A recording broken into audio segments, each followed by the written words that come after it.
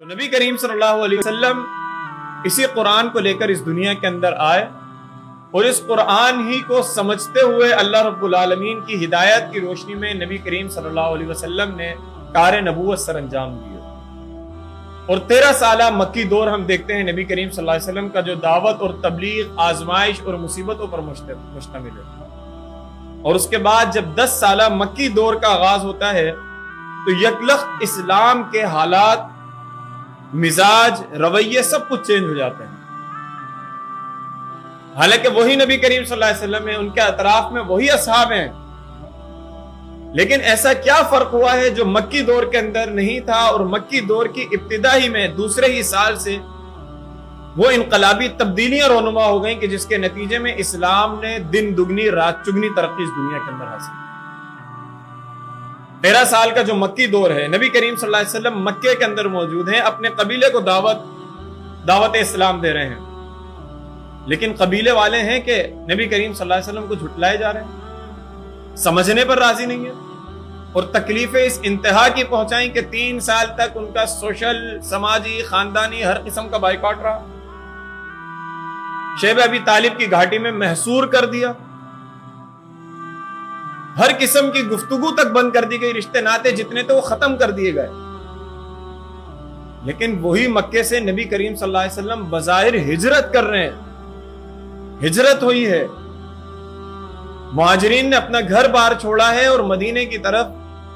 سفر کیا ہے۔ وہاں پہنچ کر ہوتا کیا ہے؟ صرف بظاہر تو ایک شہر چھوڑ کر دوسرے شہر میں پہنچے ہیں،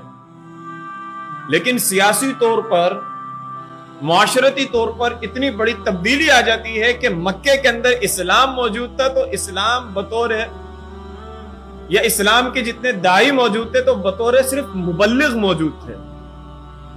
لیکن مدینے پہنچتے کے ساتھ اس مبلغ اسلام، اس داعی اعظم صلی اللہ علیہ وسلم کی حیثیت تبدیل ہو جاتی ہے۔ حیثیت پہلے بھی تھی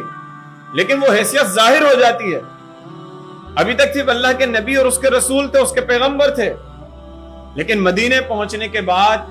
جب ایک اسلامی ریاست کا قیام عمل میں آتا ہے تو نبی کریم صلی اللہ علیہ وسلم بحیثیت ریاست کے سربراہ کی بھی اپنی ذمہ داری سنبھالتے ہیں۔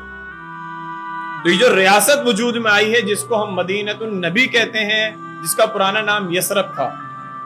اس ایک ریاست کو جو نومولود تھی، ابتدائی شکل میں تھی، کمزور حالت کے اندر تھی، اس سے پہلے مدینے کو یا مدینے کے لینے والے لوگوں کو مکے کے اندر کوئی خاص حیثیت حاصل نہیں تھی کہ اس سے زیادہ کہ وہ زراعت کیا کرتے تھے، یعنی کہ کسان تھے۔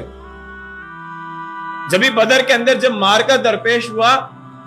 تو جب بدری صحابی لڑنے کے لیے نکلے تو سامنے سے اہل مکہ نے ان سے کہا، قریشیوں نے، مشرکین نے، کہ ہمارے جوڑ کے لوگ بھیجو، تم تو